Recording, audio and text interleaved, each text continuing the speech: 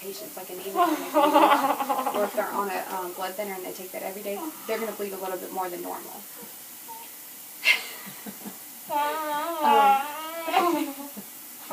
You okay, Emma? I see it. Don't talk.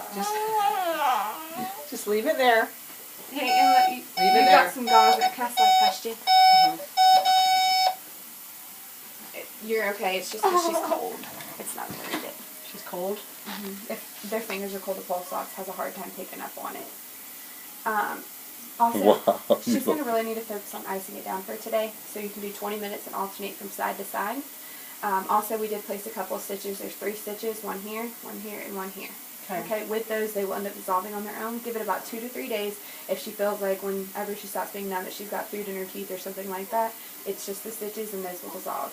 If y'all have questions, concerns, I'll be sending you home with the form. Okay, the new antibiotic, because we didn't take the amoxicillin yesterday. That's okay.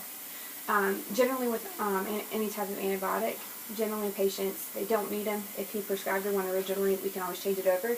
As long as she doesn't have an allergy to like clindamycin. I don't know if she's ever taken that. It's a different, in the different family than amoxicillin and penicillin.